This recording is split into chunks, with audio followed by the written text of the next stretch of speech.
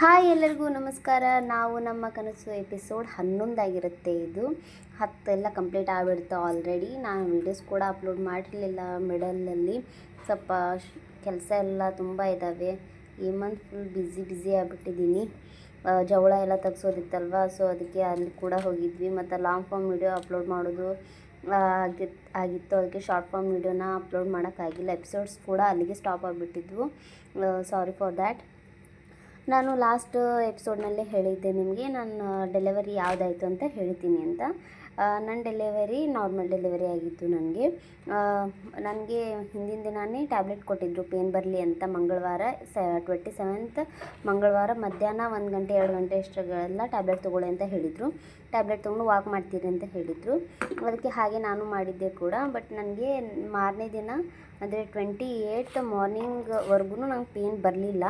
So ಅದಕ್ಕೆ ಅವ್ರೇನು ಮಾಡಿದರು, ಇಂಡೆಕ್ಸ್ನ ಫಾರ್ಮ್ ಮಾಡಿದರು ಬಾಡೀಲಿ.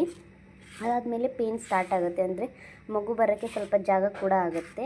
ಆವಾಗ ಅದು ಪೇನ್ ಸ್ಟಾರ್ಟ್ ಆದ ತಕ್ಷಣವೇ 5 ಗಂಟೆಗೆಲ್ಲ ಸ್ಟಾರ್ಟ್ ಆಗಿದ್ದು ಪೇನು. ಮಧ್ಯಾಹ್ನ 1:40 ಹೀಗೆಲ್ಲ ಡೆಲಿವರಿ ಆಯಿತು.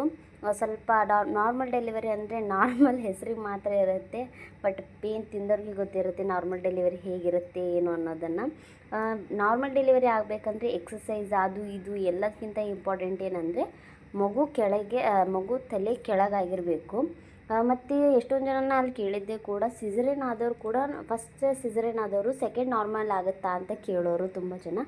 ಬಟ್ ಆಗೋದಿಲ್ಲ. ಸಿಸರೇನ್ ಆದವ್ರಿಗೆ ಪಾಪ ನಾರ್ಮಲ್ ಆಗಬೇಕು ಅನ್ನೋದು ಆಸೆ. ನಾರ್ಮಲ್ ಪೇನ್ ತಿನ್ನೋರಿಗೆ ಯಪ್ಪ ಸಿಸರೇನ್ ಮಾಡ್ಕೊಂಡಿದ್ರೆ ಸಾಕಾಗ್ತಿತ್ತು ಅನ್ನೋದೊಂದು. ನನ್ನ ಮಗಳು ಹುಟ್ಟಿದಾಗ 1.8 kg ಇದ್ಲು. ಬರ್ತ್ ವೇಟ್ ಕಮ್ಮಿ ಇತ್ತು. ಅದಕ್ಕೆ ನನ್ನ ಮಗಳನ್ನ NIC ಒಳಗೆ ಇಟ್ಟಿದ್ದರು. 2 days ಏನೋ ಇಟ್ಟಿದ್ರು ಅಷ್ಟೇ. ಅಂಥ ಇಂಪ್ರೂವ್ಮೆಂಟ್ ಏನೂ ಆಗಲಿಲ್ಲ. ಅಂದರೆ ಹುಟ್ಟಿದ ತಕ್ಷಣ ವೇಟ್ ಲಾಸ್ ಆಗಿಬಿಡ್ತಾವಲ್ಲ ಹುಡುಗರು, ಹಾಗೆ ಆಗಿತ್ತು. ನಾನು ನನ್ನ ಮಗಳನ್ನ ನೋಡೋಕ್ಕೆ ಹುಟ್ಟಿದಾದ ನೆಕ್ಸ್ಟ್ ಡೇ ಅಂದರೆ 28th ಮಧ್ಯಾಹ್ನ ಎಲ್ಲ ಡೆಲಿವರಿ ಆಯಿತು. ಅವತ್ತು ನಾನು ಹೋಗಿಲ್ಲ, ಮಗುಗೆ ಕರೆದಿದ್ದಿಲ್ಲ ಅವರು, ಡೆಲಿವರಿ ಆಗಿದೆ ರೆಸ್ಟ್ ಮಾಡಲಿ ಅಂತ. ನೆಕ್ಸ್ಟ್ ಡೇ ಮಾರ್ನಿಂಗ್ ಕರೆದಿದ್ರು, ಆವಾಗ ಹೋಗಿದ್ದೆ. ನನ್ನ ಮಗಳು ನೋಡಿದ್ದು ನಾನು 29th ಮಾರ್ನಿಂಗ್ 7:30 ಏನೋ ಆಗಿತ್ತು, ಆವಾಗ ನೋಡಿದ್ದು ನಾನು. ನೆಕ್ಸ್ಟ್ ಬ್ಲಾಗಲ್ಲಿ ನನ್ನ ಮಗಳನ್ನ ಎಷ್ಟು ದಿನಕ್ಕೆ ಅಲ್ಲಿಂದ ಡಿಸ್ಚಾರ್ಜ್ ಮಾಡಿದ್ವಿ ಮತ್ತು ಎಷ್ಟು ದಿನಕ್ಕೆ ನಮ್ಮ ಮನೆಗೆ ಬಂದ್ವಿ ಅನ್ನೋದನ್ನು ಹೇಳ್ತೀನಿ. ನಾವು ನಿನ್ನೆ ನಮ್ಮ ಊರಲ್ಲಿ ಜಾತ್ರೆ ಇತ್ತು, ಕಲ್ಮೇಶ್ವರ ಜಾತ್ರೆ. ಅದಕ್ಕೆ ಜಾತ್ರೆಗೆ ಹೋಗಿದ್ವಿ. ನನ್ನ ತಂಗಿಯರು ಕೂಡ ಬಂದಿದ್ದರು ಜಾತ್ರೆಗೆ ಅಂತ. ಫಸ್ಟ್ ಟೈಮ್ ನಾನು ತೇರು ಎಳೆದನ್ನೆಲ್ಲ ನೋಡಿದ್ದು. ಸಖತ್ತಾಗಿತ್ತು. ನಂಗೆ ಗೊತ್ತೇ ಇರಲಿಲ್ಲ ತೇರೆಲ್ಲ ಈ ಥರ ಎಳಿತಾರೆ ಅಂತ. ಲೈಫಲ್ಲಿ ಫಸ್ಟ್ ಟೈಮ್ ನೋಡಿದ್ದು. ಜಾತ್ರೆಗೆಲ್ಲ ಹೋಗಿದ್ದೀವಿ, ಬಟ್